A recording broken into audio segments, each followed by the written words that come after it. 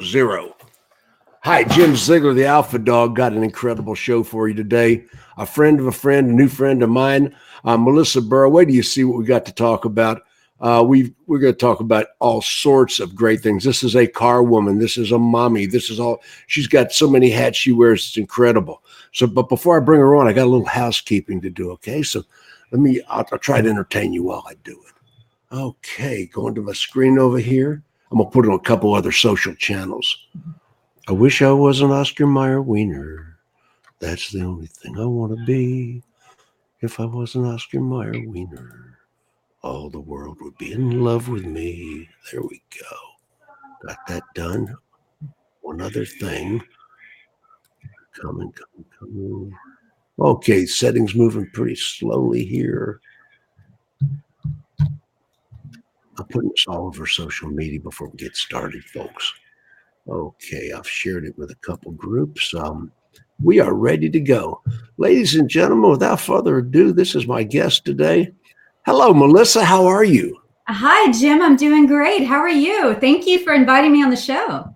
Well, you know, you're a friend of a friend and a new friend of mine. I think we're talking about the ubiquitous Lisa Copeland.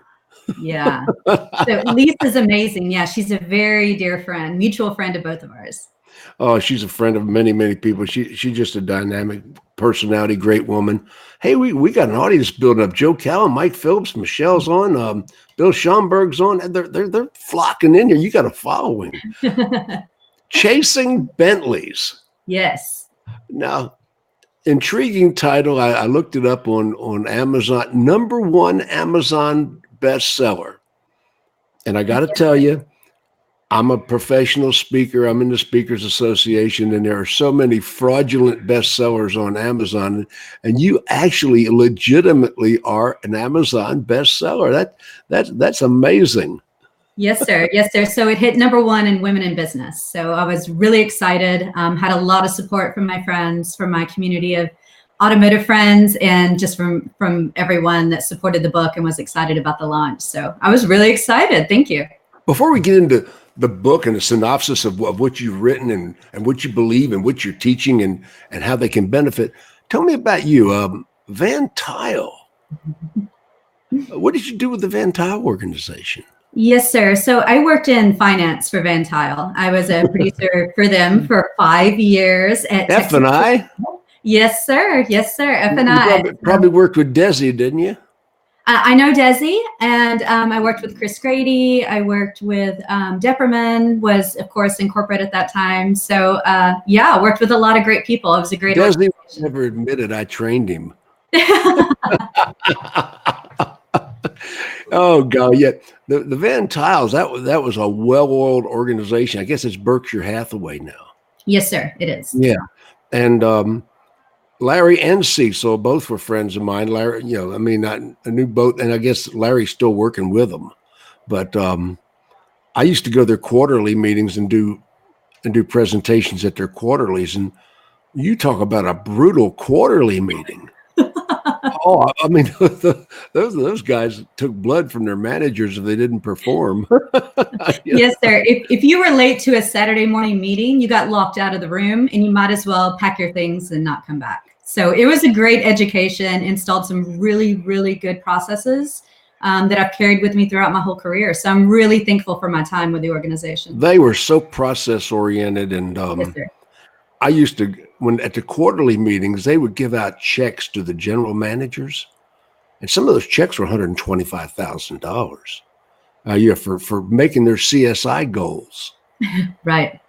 And one thing that Larry and Cecil did that just amazed me, if they didn't make their CSI goal and say the check was $90,000, they would void it and mail it to their spouse. That's hilarious. That was the day. So you came, my background's F&I. I was an F&I manager. All the records I set were in F&I. I was a sales manager and I was a GSM, but my claim to fame was my F&I number. So I teach F&I school. So yeah, you and I got a lot in common. Van Tile and Sonic. Mm-hmm. Yes, sir. So I worked for Sonic organization as well. I worked as a producer and also as a sales manager for Sonic. Okay, so you've carried a number of different hats in the automotive industry, and I want to establish that before we get into the meat of the broadcast. The people know we're not talking about somebody that's just totally removed from our industry. No, sir. So I got into automotive in 1999 and worked my way up from a sales consultant with a Nissan dealership all the way through F&I as a producer, as a director, and then moved into a sales manager role. And then I was able to take on a role as a general manager of a CDJR Fiat store. And then moved into more of an executive role where I went to work managing a group of F&I departments for an organization that had about 30 stores. That's it. That's incredible. That is wonderful. So how did you get from there to where you are now? Okay, so when they sold the store that I was at, where I was a GM, and I had to make a decision if I was going to move to another location, which would have been another move to a different state, or if I was going to come back to Texas and kind of leave the retail side. And I decided that I really wanted to learn more of the back end. When I say back end, not fixed ops. I had been to fixed ops training. I'm talking about more the inner workings of reinsurance and things like that. So I wanted to kind of look at some different opportunities with some corporate companies, and ended up going to work for an administrator and was able to learn about reinsurance, CFCs, NCFCs, DOWCs, and retros, which was something I wasn't privileged to at the time. I knew about reinsurance, but I just hadn't had the education to be able to strategize and build strategies around it. You're one of those super performers that, and I've sort of checked you out. You know, you just don't get on this show. I mean, you are one of those super performers that certainly deserves where you are and what you've achieved. And somewhere in between, you decided to be a mommy. I did. So I have a 7-year-old little girl. And so I got married, had my little girl, actually took a year off from the auto industry and stayed home with her, was able to spend some good quality time. And yeah, she's my whole world. She's fantastic. 7 years old. You're a brave woman. I had her much later in life. Oh my golly. Yeah. We had Zachary when I was 40. So yeah, I was 35 when I had my daughter. So that was my wife. Yeah. So we understand. We certainly do. So now we're going to talk about chasing Bentleys. Now, first of all, what is that title? How to translate that title for me? Are we chasing cars? What are we doing here? Absolutely. So since I've spent my entire career in and around automotive, I never had the opportunity to work for a Bentley dealership, but I always thought I wanted to. So that was kind of the pinnacle automobile for me personally, the pinnacle. But that was kind of the goal when I first started selling cars, and as I moved through my career, that was on my vision board as, someday I'm going to buy a Bentley. Well, as I started to mature and get further into my career, my focus changed. And I learned that chasing material things isn't really going to bring you the type of internal happiness that chasing goals and chasing knowledge and chasing things that you're going to carry with you throughout your entire life, that's what really brings you happiness. So chasing Bentley is the reason why You never got the Bentley, did you? I didn't get the Bentley, but if Bentley wanted to give me a Bentley, I'd be more than happy to drive it and support them 150%. But material things don't define me. And I really wanted other people, especially in automotive. I know that when I got into automotive, they would, it was, everyone wanted the most expensive car, the biggest house, the biggest boat. For me, 12 pairs of Louboutin, Chanel bags, Louis Vuitton bags. Oh, I understand. I understand. I relate. Let me tell you, I always wanted a big house. Yes, sir. And I drove into Atlanta in 1982. My mattress was tied to the roof, and I was making weekly payments on the car. My credit was so bad. I was hiding out. So when we finally got the first house, was a pretty big house. It was like 8,000 square feet. Then I wanted a bigger house. And the second house was over 10,000 square feet. Yeah. Upscale neighborhood, gated, guarded community. Then all I wanted was a small house. Absolutely. Is that the book? Is that the book?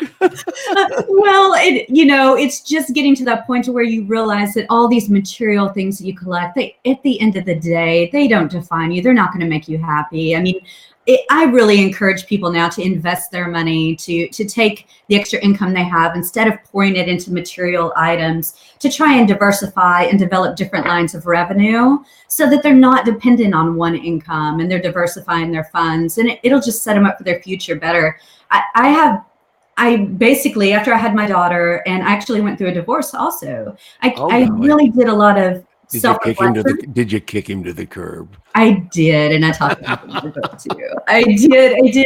But we were just on two different pages, and I was really able, and by the way, we're great friends now. So I want to go ahead and put that out there on the live stream. We get along famously. Okay, yeah.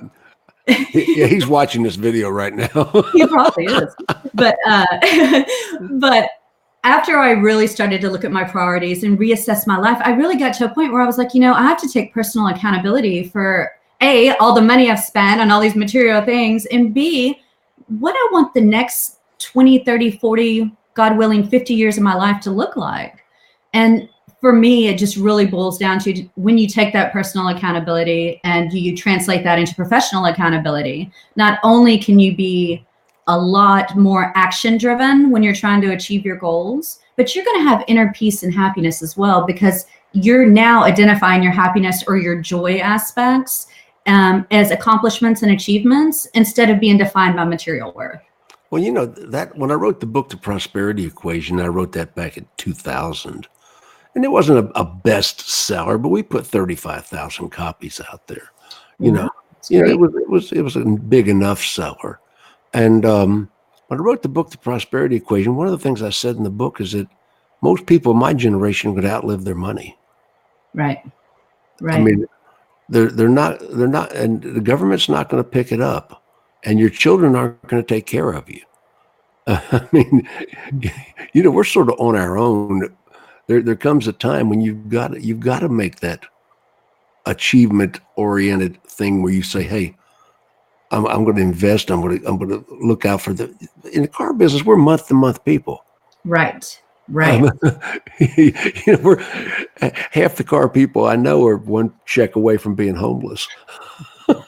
Right. I mean, Jim, you were probably the same I was, but in my early 20s, I didn't really have anyone that taught me financial literacy. I mean, I knew a little bit, but I didn't know about investing. I didn't know about diversifying funds. I didn't know to create multiple revenue streams. And I just feel like that's so important for our young people now, that they are seeking out financial literacy and educating themselves.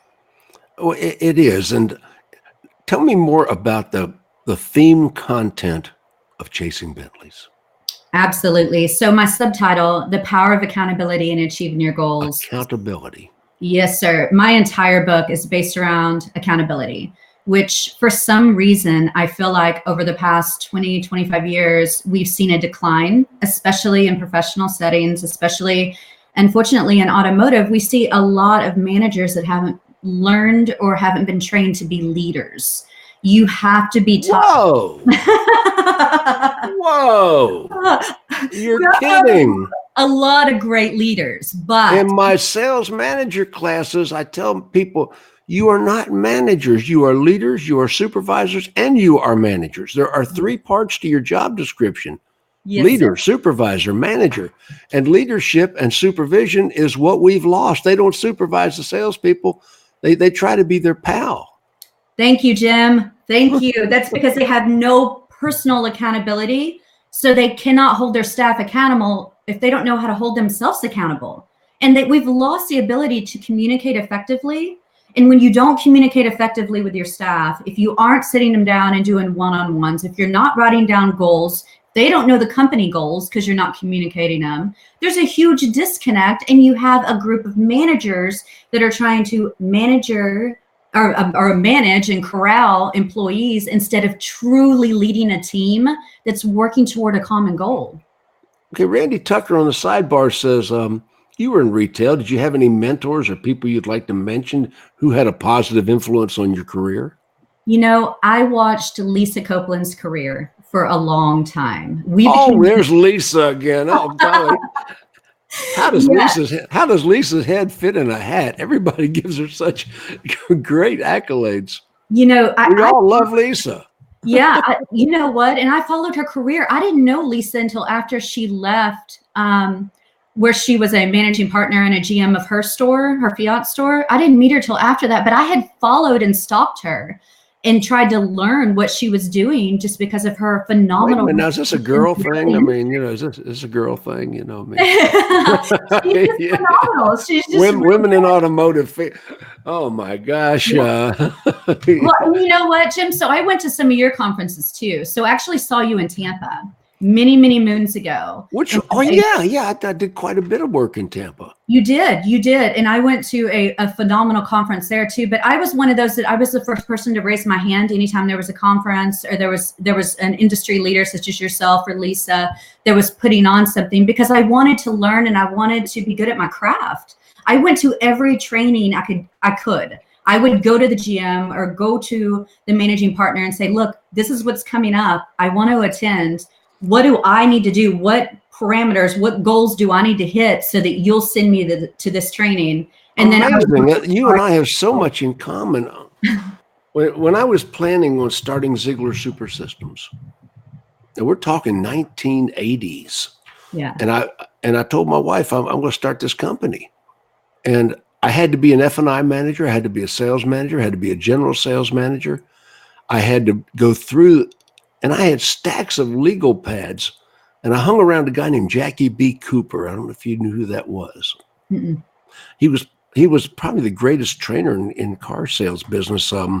Before Grant, before me, before any Joe Verdi, any of us. He was, and I didn't hang with him as much as social, stayed at each other's homes, but I took a lot of mentorship from him. Now, who was your mentor? I mean, really, I didn't have a set mentor. I followed Grant. I followed Lisa's career. And then, of course, once we became friends, I would depend on her to kind of bounce ideas off of. But really, I followed Grant from the very beginning. When he first started doing sales training, when you started doing sales training, I mean, really, you and Grant were the only two that I followed early on in my career. It was amazing because Grant and I were neck on neck for a while. And when you talk about chasing money and chasing material things, we went different paths. You did. I got to a point where I said, I have enough money. Right. And I wanted to leave a legacy. I had other goals. Mm-hmm. All I want is people to 30 years from now say Ziegler was a good guy. He was honest. He was arrogant. He was egotistical. He was in love with himself, but he was damn good, and he was good to other people. Yeah. Which is where I am too. And that's one thing that I think separates you from Grant. You're both legends. You both, have built huge empires surrounding around automotive, but you really stand out, Jim, just because of your dedication. You truly are a wonderful human being. Not that Grant's not. I don't know. Don't get that rumor out there, and please. Don't believe her. Yeah, but I mean, he does. Of course, he's a little more flashy, a little more throw the money around, But he's really got $100,000 on my left hand. That's. I told somebody at a seminar once, it was giving me a lot of stuff from the audience. I don't know if you're a speaker, you get that. Yes. Heckler in the audience. I do it this way. Well, people are paying to hear me. Well, I do it this way. I said, son, I appreciate everything you're saying, but I got your net worth on my left hand. Shut up. Yeah. Right. So yeah, flashy. Not we both a little flashy, but in different ways. Is that what you're saying? Yes, in different ways. And both, phenomenal trainers, phenomenal people. I don't know Grant personally, so I can't speak to him personally, but I know I like Cardone, and people don't realize we get along quite well. Yeah. I mean, he's built an empire, so good for him. I really like his wife too, Elena. I read her book Empire, and it was a really good book as well. I was watching late night TV the other night, and she was on. She was an actress. She was on Walker, Texas Ranger. Was she really? Yeah, she was, and I said, I know her. You know, Wow, I didn't know that. yeah, she was on one of the episodes of Walker, Texas Ranger. You know, she was a battered wife, I believe. I'm trying to remember what the part was, but okay. Let's get into your book. Yeah, you and I are having such fun with this broadcast. We're not keeping on point. So let's go back to Chasing Bentleys. What does a reader take away? What life values are they going to get out of your book? Sure. So the first thing they're going to get out of my book is they're going to actually realize that without personal accountability, they're not going to be able to take massive action on their goals. So anytime that someone, has an action plan and they've written down their goals and they're trying to move toward it, but they're not holding themselves accountable to it, or they don't have an accountability partner or an accountability coach, then they're going to end up wasting a lot of time and never really getting the results that they truly want to get. Sometimes when you create a goal and you devise an action plan around that goal, you have to be able to pivot if what you're doing is not working. And part of that realization is going to come out of personal accountability. Wow. We got Lisa Copeland on the sidebar here. She says, "You look beautiful, Melissa." Oh, yeah. You too, Jim Ziegler. Yeah. Oh, yeah. Love Lisa. Hey. I sit on her board for Cars Her Way. On Lisa's Cars board. Her Way. Yeah. I'll tell you, she's quite the entrepreneurial person. I've gotten to know her quite well, and she's a friend I definitely want in my corner. Yeah. Let's see. We got Bill Scott Holbert. We got Randy Tucker's on the sidebar. Brad Smith, Michelle McLean. Hi, Michelle. Hey, Michelle, how are you? She just got hammered by the hurricane. She did. Boy, did she ever. Brad Smith. Hello, Brad. David Cribbs. Oh, David, one of my favorite people. Hi, David. Okay. Craig Lockard. Hi, Craig. Joe Calla, Jimmy Forzano. Oh, Lopes is here. Oh, love Frank Lopes. Hi, Frank. Oh, Lopes. If there ever was a nuclear war, his hair would remain intact. Absolutely. I don't know what he uses, but it never moves. Ever. It never moves. I mean, hurricane could blow him away. The hair would still be there. I'm telling you. He has the best hair. I think men everywhere are jealous of Frank's hair. Everybody do us a favor here. Hit the share button and share this all over the internet. Would you please? Let's share this broadcast. Randy Tucker, congratulations, Melissa. So, thank you, Randy. Accountability, dematerializing yourself. And, I struggle with that a little bit. You remember the movie Smokey and the Bandit? Of course you do. I do, yeah. Yeah. Remember when he first met Sally Fields? Yes. And she said, she was a runaway bride and runaway at the altar, remember? And, yeah. And she said, "What do you do?" And he said, "I show off." Well, that's what I like to do. I mean, I'm into showing off. You hold my beer. I got this. If the dinosaurs were alive, I'd try to saddle one. Watch this. That's good, though. That's good. You have a drive and a passion. Nothing wrong with drive and passion. So we were into the takeaways, and I'd read the roster who's watching. So you're into changing people's lives, and you've obviously changed your own. Yes, sir. How do you monetize that? Well, besides the book. Yeah, besides the book. Okay, so I do have a corporate job. I work for EFG companies. That's my day job. But one of my other passions, besides working in the automotive industry, is I am a speaker, but I'm also an accountability coach, a private accountability coach. So there's a big difference between like your life coaches or I won't say there's a big difference, but the way I do my coaching is I do private one-on-one. I don't do group. So I have an actual coaching contract that the client signs. I do a 90-day curriculum-based program to teach accountability tools. That way. How do they buy that? How do they get in touch with you? Oh, they can either private message me, contact me on Facebook. They can email me at melissa@melissaburrow.com. Hang on. I don't type fast.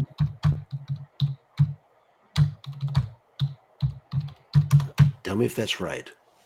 Yes. Oh, no, Burrow. Oh, boo. Hang on one second. That's okay. Well, that's my keyboard. I'm having a little keyboard short here that I actually put it in right. Okay, there. Now, how's it look? Well, Melissa, there's 2 S's on the first Melissa. You're close. You're close. Okay. Hey, don't think I'm stupid. I'm a high school graduate. You see my business card says CSP. It says James A. Ziegler, CSP, HSG. And CSP is Certified Speaking Professional. I'm in the Speakers Association. Okay. And people always say, what's HSG? I say, high school graduate. Put it right on my business card. you put PhD on yours. I got HSG on mine. Oh, I wish I had a PhD. Hey, someday. So that's on my list. So I would love to go back to school and get my PhD. Really? Yeah. I sort of shied away from academia, but what the heck? So they can contact you, and I've got it correct on the screen right now. Yes, sir. That's correct. Melissa at melissaburrow.com. Mm-hmm. Are you a member of the Speakers Association? I'm not yet. So I had a sponsor contact me for the North Texas chapter, and I'm working on that right now with her. So I will be. Yeah, it's a very worthwhile thing to belong to. I've been a member of the Speakers Association since '96. I received the CSP award, which is the highest earned award, in 2001. Oh, wow. Congratulations. Which you've got to have 5 years of a paid track record, and it's a whole lot of credential that goes into that. Mm-hmm.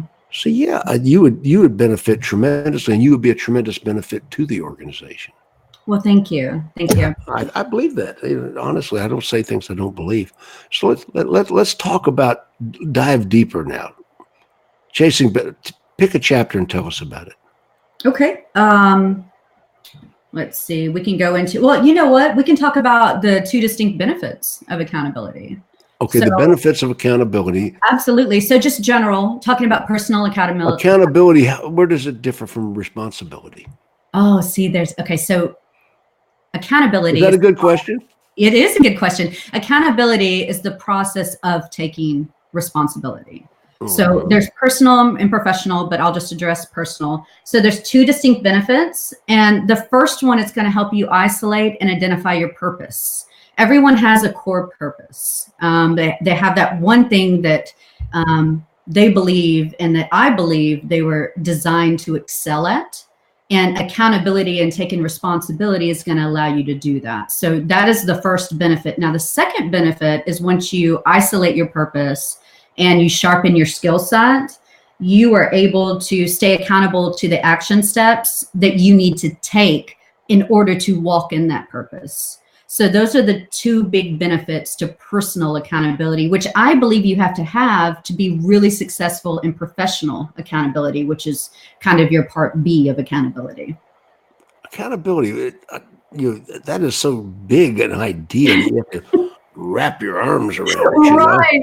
Yeah, it's a giant concept. It is, Jim. And you know what? So what kind of pushed me into that realm and I became really obsessed with accountability is when I look back at my life, at pivotal things that benefited my life, that changed my life, none of it would have happened without accountability. I had to look in the mirror and become accountable to the choices that I've made. I had to isolate and really analyze the fact that I was doing a lot of blaming. I was doing some complaining. I was not taking personal accountability for things that I had done or things that had happened. And once you start to take personal accountability, it's amazing how much your life will change. Because then at that point, you're now in control. You're the driver in your own life because there are no outside influences that are influencing or that you believe is influencing you one way or another. So there's no self-imposed limitations. This is going back to my hippie days. Oh, golly, this is back when I was hanging around the Swami Muktananda. And I did that. Yes, I did. That's great. Yeah. There was a time when I was involved in, I don't know if you're familiar with EST. No. Before your time. Erhard's seminars training. I was one of their instructors. I mean, it was whole concept, and accepting responsibility was a big part of our training and concept. Yes, sir. Yes, sir. And I think there's a lack of it. I think that a lot of people want to blame They deflect the results on outside influences. The biggest thing when people take criticism, they immediately go to, well, you did it. Look what you did. It doesn't matter what you did. This is what you did. Yes, it's a defense. It's an ingrained defense mechanism that until you learn how to truly be accountable. I love constructive criticism. I will go out and seek constructive criticism because I know it makes me better. And so if I don't achieve something or don't hit a goal or there's something going on, I'm the first one to say, great, why do you think I didn't hit that goal? Oh, wow. I want to know.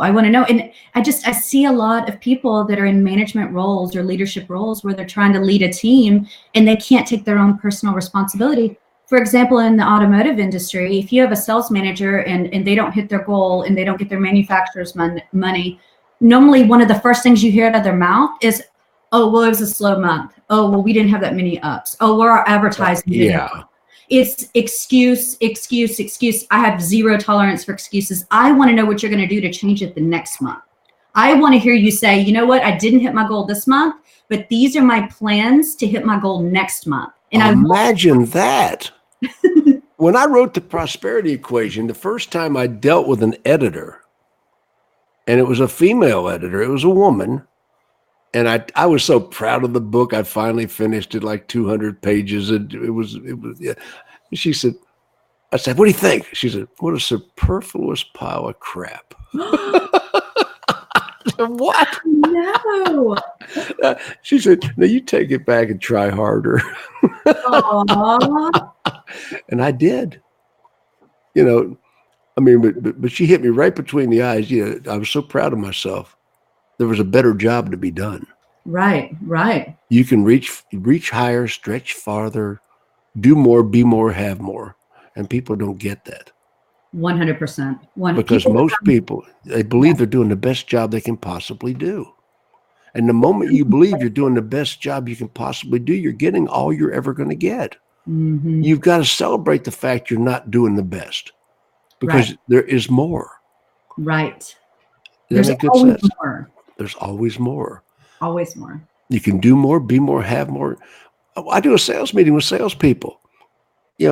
Excuse me, why do you work 70 hours a week? Why do you work when your neighbors are working? Why do you work when your spouse is off and your children are off? Why are you doing this? For money? Money's for hookers and pawnbrokers. Excuse me. You're doing it for the quality of life that it affords you. Do you want a better house? You want a better car? You want a better vacation? You want security into your old age? You want better education for your children? Why do you do this? Right. And when I can get a salesperson to analyze why they do it and what they're trying to achieve, is that where you are? 100%. You and I are so like-minded. You have to root out the why.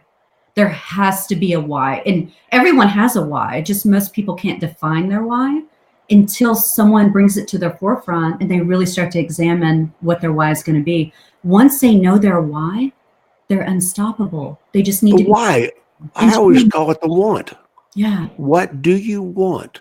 If you can't tell me what you want, you can't have it. Right. You want a nicer house? Where is that house? What's it made out of? What neighborhood's it in? Tell me about the house. You don't have a goal. You have a pipe dream. Right. What have you done to start toward that house? What have you investigated? Yeah, because whenever you tell me what, you got to be able to tell me when.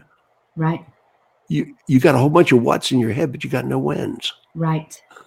Right. That's why. But when you're working with individual salespeople, I get so frustrated when the sales leadership team, the sales managers that are supposed to be one-on-one involved with these salespeople, I want them to tell me each person's why. They should know each person's why, and they should use that to hold them accountable. And they don't. Accountable. Yeah. When I was a manager, I required that every salesperson knew their numbers. Fantastic. I mean, I would say, where are you at this month? What's your average per retail? What's your average? And when I said average per retail, I didn't want them to tell me their gross. I wanted them to tell me their commission per retail. How much money are you making per car? How many you got? I don't know if you ever heard this stupid old thing about the Army IQ test. And the psychologist said, "What's your IQ, son?" He said, 168. "You're a genius. We got a job for you in the new modern technological army. What's your IQ, son?" "I'm 150. "You're pretty smart too. We got a job for you in the technological army." "What's your IQ, son?" 46. "You're an idiot. How many you got out?"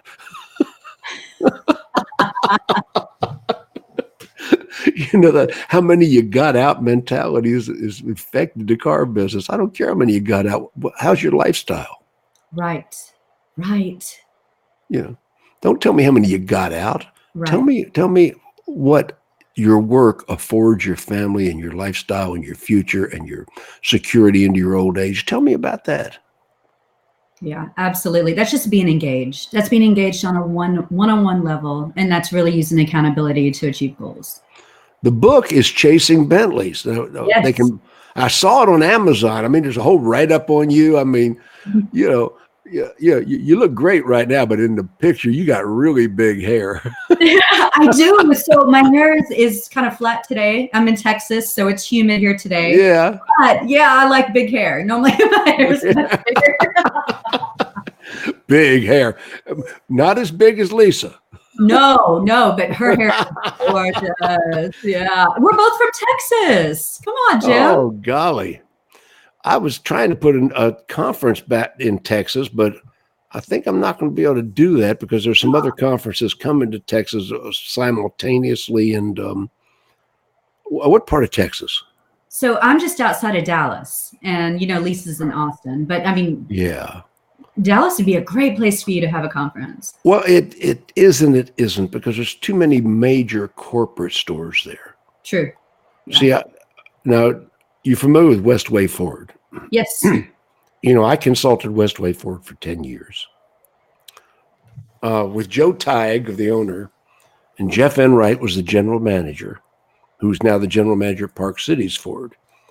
And starting in 1989, for 10 years till Van Tuyl bought the store, I was consulting that store. We went from 300 units to 1,000 units in a year. Wow. And we were at $2,100 a car, which was a good gross in those days. Mm-hmm. We stayed there, and then I went over and worked with Prestige Ford after Van Tuyl bought it, and we got that store up to 1,000 units. So I've been tripping all over that Dallas market.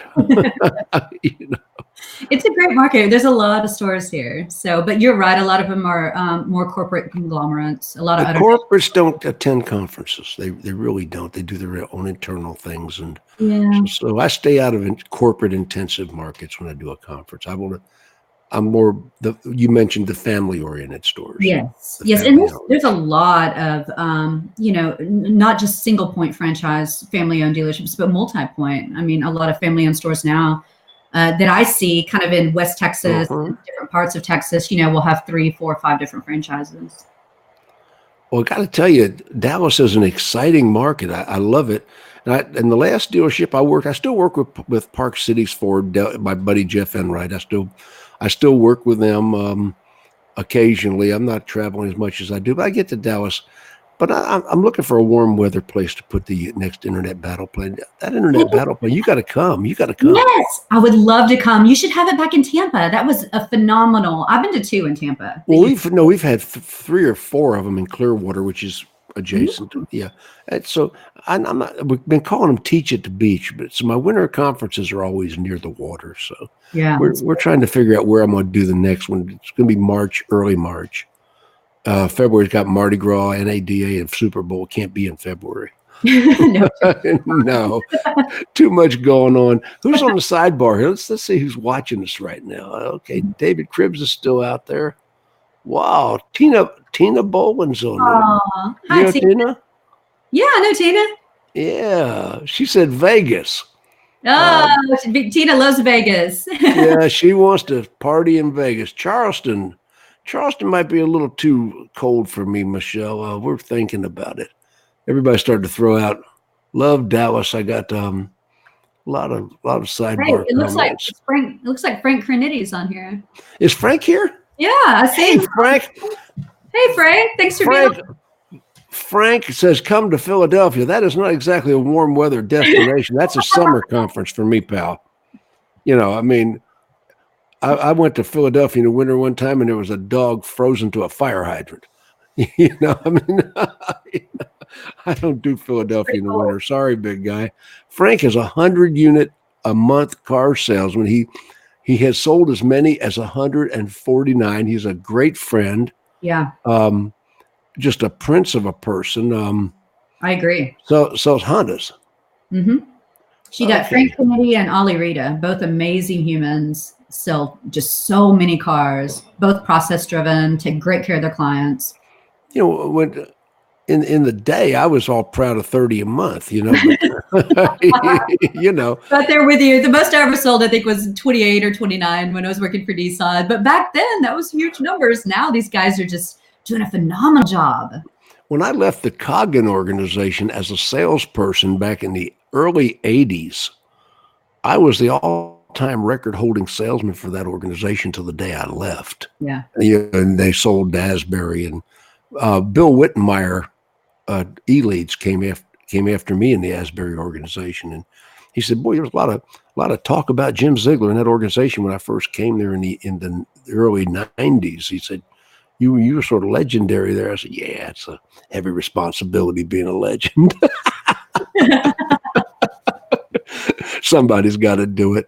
I am so proud. The book is Chasing Bentleys, and I think they need to buy it.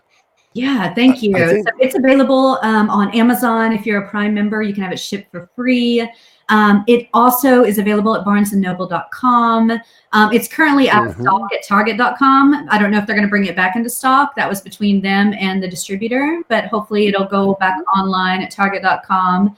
A couple of UK stores are carrying it. It's pretty exciting. So I get... so you're in the UK?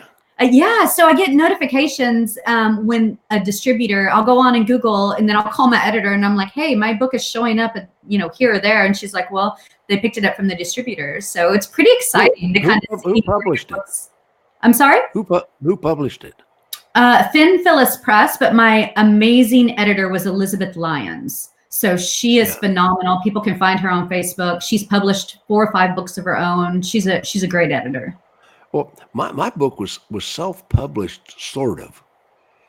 I bought a company called Peach State Press that was bankrupt. Oh wow! And had been producing school books. So I bought an existing publishing company, so I could say I was published by a publisher, but it really I owned it. Untitled Press is owned by my editor, so I'm right there with you. That's what you do, It's better to say I own a publishing company than I self-published a book.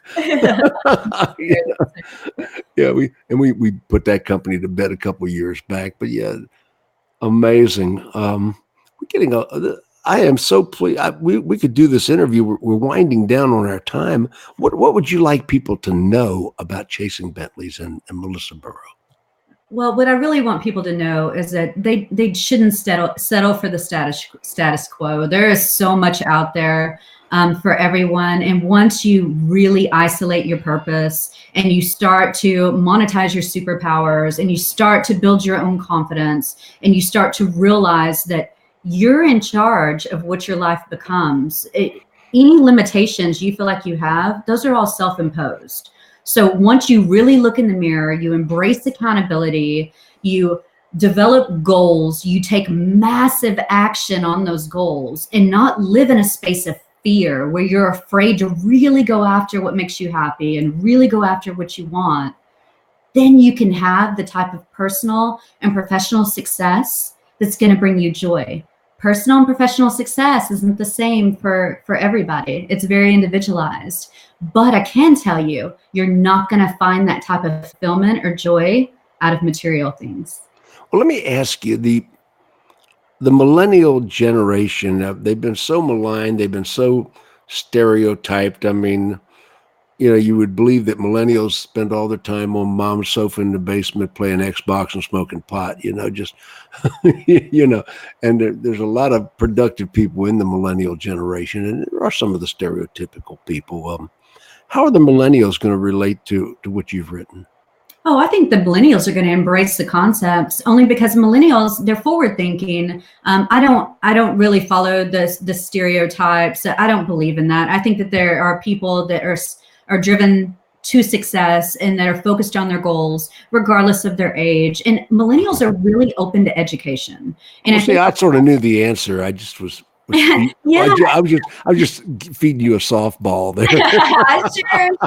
And, a big concept in my book, along with the accountability, is developing into a servant leader. So when you start getting a servant leader mindset, which is for the greater good, putting your own ego to the side and really working towards the goals for the team or for the company, then you're going to be able to hit those goals a lot easier. And millennials especially are going to embrace the education and the concepts surrounding accountability, and will be able to achieve their goals faster.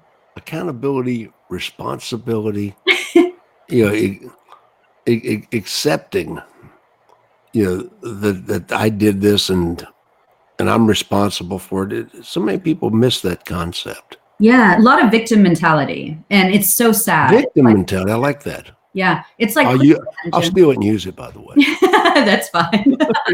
Not my concept, but the victim mentality, it's so sad because it really limits people. And once you start getting in those thought patterns or that mindset of poor me, I didn't have the opportunities other people did, or I didn't go after my goals because of my childhood or this or that. When you start getting into that quicksand, it's really hard to get out. I am a very anti victim mentality person. I think that if you want something, you go ask for it and you go after it and you advocate for yourself. You don't depend on other people to do it for you. Jackie Cooper, if it is to be, it's up to me. That's right. That was his big catchphrase. Yeah. If it is to be, it's up to me. I mean, don't look for somebody else to do it. I interviewed a woman. I used to have 40 employees at one point. When Ziegler Super Systems was rocking and rolling in the 90s and the 80s, I had 6,000 feet of offices, 40 employees, had a classroom inside my offices that would seat 100 people. And so we were rolling. And because 2008, I laid all that off and shut it down. It became a 1-2 person show with my wife. But I interviewed a woman one time, and she was going to be my ad front person. And I said to her, would you clean a toilet? And she said, no, I certainly wouldn't. I said, you wouldn't clean the toilet? No. If it was part of your job to do that, you wouldn't do it. She said, no. I said, well, I was wearing a $1,000 suit yesterday on my knees cleaning a toilet because the cleaning crew didn't show up. Not that it would be part of your job description, but if it needed to be done, I would expect anybody in the company to do it. Right. And I said, yeah, I don't think you're going to be right for our team because it's your job. If it needs to be done, it's your job. Yeah. I don't know if that makes sense to you, but it made a lot of sense to me and my organization. It makes a lot of sense. And, when you are an accountable person, no one has to tell you to do it. When you see it, no, you automatically do it because it needs to be done and it's for the greater good. Part of being a servant leader is recognizing things that need to be done and not having a defined,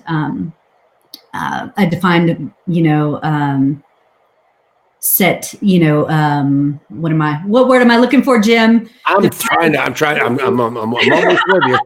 almost with you. Elizabeth Lyons. Elizabeth Lyons? That's my editor. Hi, Elizabeth. Elizabeth, are you the editor? Oh, she's being real coy over here on the sideline, a little black and white photograph, But back to what you were saying, Jim. Yeah. I mean, you should just automatically, if you're an accountable, responsible person and you work for a company or you work for an organization, you're looking for things to do to help that organization grow, to help that organization become more profitable, to be a better leader to your team, to develop new processes, to step out of the box, to be collaborative, to educate yourself. It's just, there's a whole slew of things you do when you are truly an accountable person. Elizabeth, on the sidebar, do me a favor. While I'm wrapping up here with Melissa, Elizabeth, would you go to Amazon and paste the link in the sidebar to the Amazon Buy the Book page? Would you do that? Or somebody do that for me? Go to Amazon, find Chasing Bentleys, put the live link on this broadcast on the sidebar while Melissa and I are wrapping it up. Would somebody do that for us? It'd take 2 minutes to do it. Just cut and paste and stick it up there. Yeah, thank you. Yeah, let's sell some books with it. Are you pleased with the broadcast so far? Is this working out for us? Absolutely. You're such a pleasure. Thank you for having me on your show. Well, it's kind of fun to meet you for the first time. I'm going to put this all over social media. Thank you. We had like 22 people, 32 people. I don't know, 82 comments. But what happens with my broadcasts is I put them all over social media and they get 10,000 views, 26%, 30% viewership. So, we will definitely get out there when this thing's over with. So let's see. They just put it up on the sidebar. Thank you so much. A couple people did, Tina and Elizabeth. Okay. Perfect. Hey, Eric Morales, he said this is a great broadcast. We get a lot of accolades on the side. You and I are a good team on broadcast here. I tell you, it's working out. We are. Okay, Frank's still on there. He says, come to Philadelphia, and I might do a sales manager seminar in Philadelphia. I've got a sales manager seminar and an F&I seminar coming up in Atlanta. Wonderful. I do an F&I seminar called, you ready? Samurai F&I. Oh, I love it. Isn't that cool? Yeah. I've got word tracks in my F&I seminar that are so unique that nobody else teaches. Because most F&I seminars are teaching the same thing everybody else is teaching. Right. And I've got some pretty unique word tracks in F&I. Right. Well, your content constantly evolves. I've noticed that specifically with your content, you're always updating your content. It's always new information. So even if someone came to one of your conferences, 5-6 years ago, if they come again, they're going to get different information. I was on YouTube the other day and I saw a national trainer, somebody, I won't name him, sales manager trainer, and he was teaching some of my word tracks. I mean, some of my really unique things that I teach. He was presenting it as his own. Ooh. And this particular guy is in his 40s, mm-hmm. and I've got this stuff in writing in books before he was born. Wow. See, all he has to do is give you credit and say, I learned this from the Alpha Dog. I'm going to teach it to you guys. I don't understand that. I think you should need to use your own content, or you need to give the person credit if you're going to use their content. Well, I've got to the point right now where I have created so much that has become standard practice in the industry. Yes, sir. That it's my legacy. I don't care. Take it. I'll create more. Yeah, I know. Sometimes I'll have people private message me and they're like, hey, so-and-so is doing this boot camp on accountability. And I was like, I don't own the word accountability. Do I consider myself an expert in accountability? Yes, only because I've done a lot of research around accountability, but I don't own the word. I mean, I'm flattered if people, come and watch my broadcast and they're like, ooh, I need to talk about accountability too. It's just going to make the whole industry better. So I'm all for it. We got Peter, and I'm going to try to say your last name here. Casiones. Peter, tell me if I did good on it. Casiones. I'm working on it. I love people with hard to pronounce names. Yeah. One of my doctors in Florida, his name is Sridhar Pinamanini. Ooh. First time I met him, and I can't do an Indian accent. He's become a good friend. I said, you can call me Dr. P. I said, no, I'm going to call you Dr. Sridhar Pinamanini. You can say my name? Yes, of course I can. Little did he know my wife and I have been practicing it for a week. Oh, yeah, that's awesome. I know. So I do a show on Monday nights at 7 p.m. on Facebook, and sometimes I'll have new people pop on, and I'll struggle too with the last name, and so I'll just use their last name initial. So it'd be like Mike D or Mike A, or I don't even attempt it. I don't want to offend someone because people get really offended. I've got a talent, and I still have this talent. Even in my senior years, it's crazy. I can remember people that were in my seminars 25 years ago. Wow. And I can tell them, I said, well, you sat like in the third row on my left as I was facing the audience, about 3 seats over. Yeah. And they'll say, you remember that? Yeah. And Yeah. and there is an audio online somewhere. I've got it somewhere in my archives where I was doing a seminar at National Speakers Association. And there was like 60 people in the audience. And I said, and I only started like 5 minutes into it. And I said, folks, do me a favor, put your hands over your name badges. And I named all 60 of them to themselves. Wow. That's amazing. I can do that. And I have to remember to do that before I start this. I have to remember that I'm going to remember the names because I really have to concentrate. It's an exercise I do. But if I remind myself I'm going to know all the names, I've done up to 100. Wow. Wow. You have a strong mindset. I mean, that's a talent. That's really hard to do. I taught Carnegie back in the 70s. Different days. Melissa, this has been an absolute pleasure. Is there any closing thing that I've left out? Anything we haven't covered? Anything you want to get out to this audience? Yeah, not really. It was such a pleasure to be on your show. I hope that what people take away from the interview is that they can change their life. They can achieve their goals. If they embrace accountability, they can take their business to the next level. They can, as far as personal development is concerned, they can personally start to excel in their personal life. There's just so many things that accountability will help them with that I hope they choose to do so. Even if, I would love to be your accountability coach, but if you can't do coaching, find an accountability partner. Go to your GM if you're in the automotive. Buy the book. Yeah, buy the book. Buy the book. Copy, but yeah, there, hold it up there. Yeah, it's a big hair. Buy the book. Oh, it looks like Elizabeth is quite a character on the sidebar too. She Elizabeth Lyons. Yeah, she's great. Okay, well, I think I'm going to have to say we've been on an hour. We've done well. We had a rocky start. We had to figure out how to get the Mac to work with this thing, but we got it done. Yeah, I'm glad we finally got on though. I had to install another browser. I didn't know that we had to have Chrome to work this particular streaming service. I like this format. This is BeLive.com. I like it.